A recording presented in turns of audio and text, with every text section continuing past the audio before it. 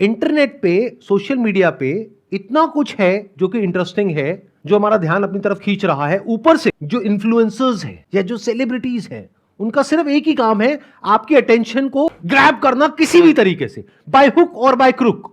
मतलब वो लोग जो इस चीज को स्टडी कर रहे हैं, पढ़ रहे हैं, समझ रहे हैं, सीख रहे हैं क्या कि आपकी अटेंशन को ग्रैब कैसे करना। एडवर्टाइजर्स भी यही कर रहे हैं। मतलब चारों तरफ से ऐसे लोग जो कि एक्सपर्ट है अपने अपने काम में, वो हर तरीके से कोशिश कर रहे हैं आपको ग्रैब करने के लिए, जिससे कि आपका इंटरेस्ट आए उन लोगों में। उसके लिए वो कुछ भी हरकतें करने को तैयार है, जिससे कि आप लोग उनको देखो।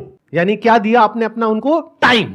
मैं नहीं बोल रहा हूं, डेटा बोल रहा है। इंडिया के अंदर ऑन एन एवरेज एक इंसान 5 से 6 घंटे सोशल मीडिया पे टाइम स्पेंड कर रहा है या कर रही है। ये रियलिटी है। अब मन में कुछ भी बोलते रहो, कुछ भी सोचते रहो, दैट इज नॉट इंपॉर्टेंट। इस रियलिटी से हमको डील करता है। तो एक तरफ है पूरी की पूरी दुनिया जो आपकी अटेंशन को ग्रैब करना चाहती है, आपके टाइम को कैप्चर करना चाहती है। और जिसने आपकी टाइम को कैप्चर कर लिया, उसने आपके पैसे को भी कैप्चर कर लिया। क्योंकि आज नहीं तो कल वो आपको कुछ ना कुछ बेच के ही जाएगा या जाएगी, वो आपको पता भी नहीं लगेगा। चाहे आप उसको अफोर्ड कर सकते हो या नहीं कर सकते। आप एक ब्लाइंड फॉलोअर की तरह सिर्फ उस इंसान को फॉलो करोगे और जो वो कहेगा करने के लिए, वो जा करके करने, उसके लिए औरों से लड़ने लग जाओगे। The height of foolishness. ऐसा हो रहा है, नहीं हो रहा है?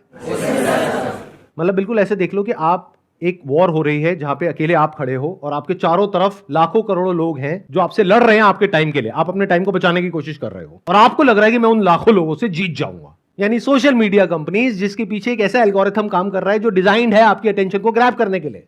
इन्फ्लुएंसर्स, जिसका एक ही टारगेट है आपकी अटेंशन को ग्रैब करना। टेलीविजन, जिसका एक ही टारगेट है आपकी अटेंशन को ग्रैब करना। मूवीज और पता नहीं क्या क्या, कितने तरह के एंटरटेनमेंट, कितने तरह के प्लेजर्स, जिसका एक ही टारगेट है आपको किसी तरीके से ग्रैब करना।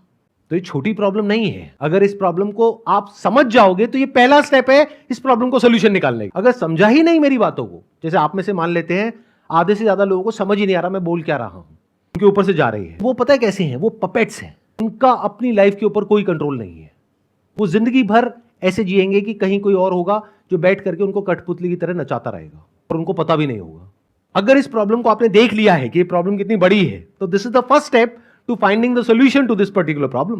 मतलब हो क्या रहा है, आप लोगों के माइंड को ऐसा बना दिया गया है, इसको मैं बोल सकता हूं रील्स जनरेशन, शॉर्ट्स जनरेशन, कि आपको सब कुछ सेकंड्स में चाहिए। 20 सेकंड में, 30 सेकंड में, 1 मिनट में, उससे ज्यादा में बोर होने लग जाते। अभी जैसे यहां पे कुछ लोग हैं जो अनकंफर्टेबल हो रहे हैं, उनकी बॉडी लैंग्वेज देखो।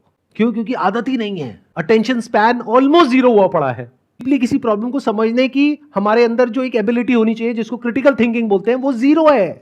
मतलब आप में और जानवरों में ऊपर ऊपर से देखने में फर्क है, बट डीप विद इन कोई फर्क नहीं है इन मेजॉरिटी ऑफ द केसेस। क्योंकि जानवर भी पेन और प्लेजर के अकॉर्डिंग एक्ट कर रहा है, आप भी ऐसे एक्ट कर रहे हो। बुरा तो नहीं लग रही मेरी बातें सुनने में?